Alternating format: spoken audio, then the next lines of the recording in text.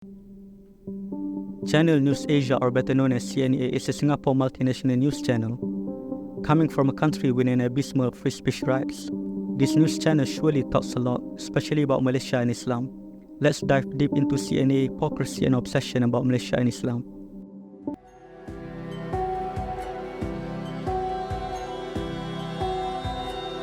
This video is about non-Muslim under Malaysia and Indonesia conservative state.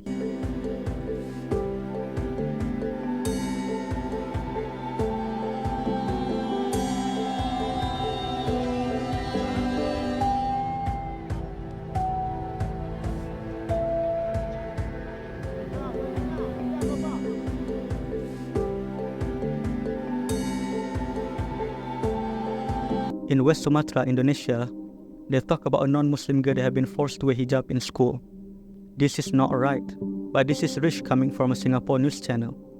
In Singapore, you can't wear hijab in the health sector up until 2021. And you can't wear hijab in uniform sectors like police and armed forces today. The reasoning is as quoted from Singapore legal advice. This is because their uniform signals to the community that their services are rendered equally and regardless of race or religion, which is a total nonsense. You can have a uniform forces that is for everyone equally or whatever that means and still allow hijab. You have many countries that allow hijab in uniform forces and this is not an issue at all. Nobody talk about this and they have done their work fine. The reason is no other than Islamophobia, and this is ironic coming from a country that used to be a part of Sultanate and were treated well by the Muslims. If all uniforms should be consistent, then by this logic non-Muslim in uniform forces in Malaysia needs to wear hijab. But I guess Malaysia is a lot more tolerant in this because they allow no hijab uniform alternative for non-Muslim. Maybe Singapore news channel should look at their own backyard first. Unfortunately, they can't criticize their government.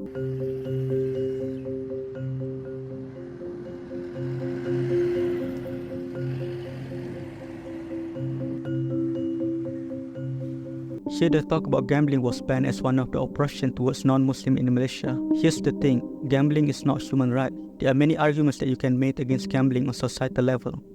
Gambling can lead to addictions, causing financial ruin and emotional distress for individuals and families. Additionally, it can foster criminal activities and undermine societal values of hard work and responsibility. So not being able to gamble is not a form of oppression. There are many countries like China and Cambodia that partially ban gambling.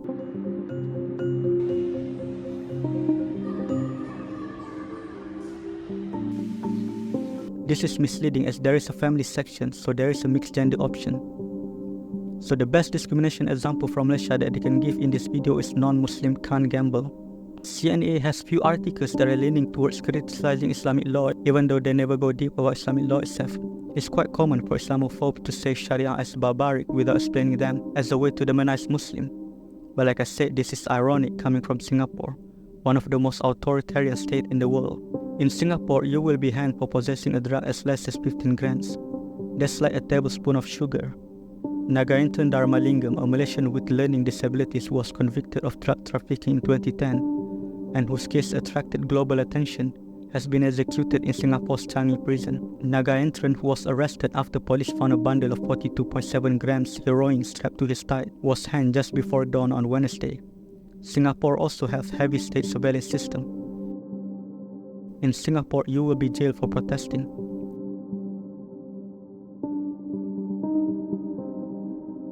I just feel like an authoritarian state with multiple human rights violation accusations isn't the right one to talk about other country law. Maybe CNA should clean their own house first. Unfortunately, they can't criticize the government. CNA and few other Singapore news channels seems to also have an obsession with Malaysia diversity, which is pro-Malay. Still, this is ironic considering that Singapore has been open about their policy of maintaining Chinese majority through immigrations.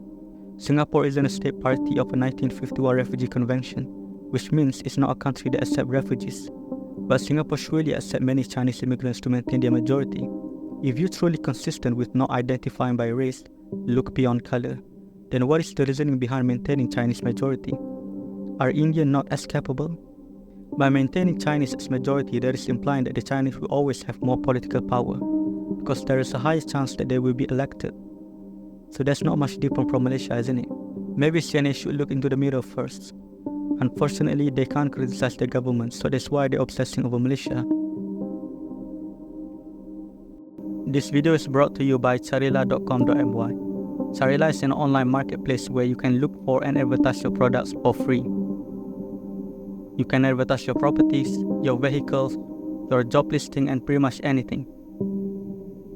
You can add images and also a video of your products in this website.